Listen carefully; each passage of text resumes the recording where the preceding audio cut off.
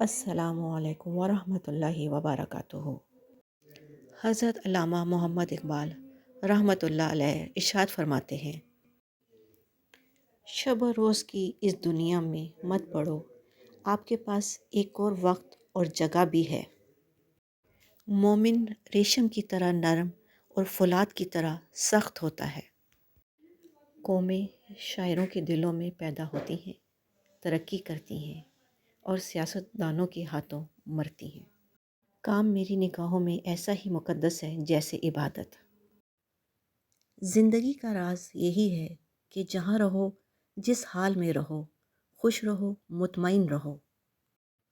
مہمان نوازی پیغمبروں کا خاصہ ہے اور فقر کی پہلی منزل کسب حلال ہے۔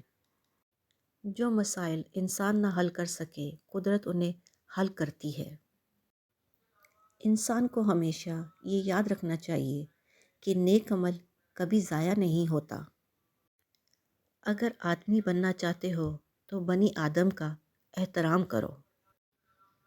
دل ایسی چیز ہے جو امیر کے پہلو میں نہیں۔ یقین ایک عظیم قوت اور انصاف ایک بیش بہا خزانہ ہے اور صبر ایک عظیم سعادت ہے۔ مسلمانوں کے لیے جائے پناہ صرف قرآن پاک ہے۔ قرآن پاک کو صرف پڑھا نہ کرو، سمجھا بھی کرو۔ انسانی پیدائش کا مقصد تسخیر کائنات ہے۔ آج کا انسان اپنی روزی کی فکر میں رزق تلاش کر رہا ہے اور اپنے رازق کو بھول بیٹھا ہے جو اسے رزق دیتا ہے۔ ایک بڑے استاد کی حیثیت سورج کی سی ہے جو اپنی روشنی اور حرارت ہر چیز تک بے کم و کاس پہنچاتا ہے۔ دوسروں کے سہارے زندگی بسر کرنا قرآن کی روح سے کافری ہے۔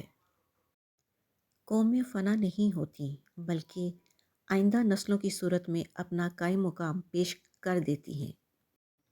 مسلمان کی حقیقی اساس توحید اور ختم نبوت کے عقیدے پر ہے۔ وہ گھر ہزار صد تحسین کے قابل ہے جس میں روزانہ صبح کے وقت قرآن پاک کی تلاوت ہوتی ہے۔ غلامی بہت بڑی لعنت ہے اور محکومی بھی۔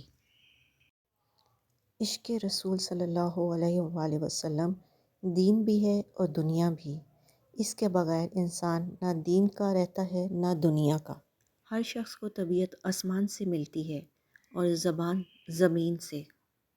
بندہ کبھی ذلیل نہیں ہو سکتا جس میں یہ ایک خوبی ہو کہ وہ عاشق رسول صلی اللہ علیہ وآلہ وسلم ہو۔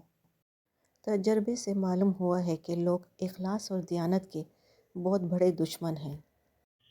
جو شخص اپنی عظمت کے گیت گائے وہ کبھی عظیم نہیں بن سکتا۔ ایک سوچنے والے زندہ انسان کے خیالات میں تبدیلی ہوتی رہتی ہے۔ نہیں بدلتا تو پتھر نہیں بدلتا۔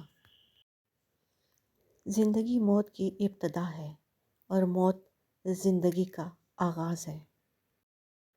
اپنا اور اپنوں کا خیال رکھیں، دعاؤں میں مجھے یاد رکھیں، خوش رہیں، خوشیاں بانٹیں۔ اللہ حافظ۔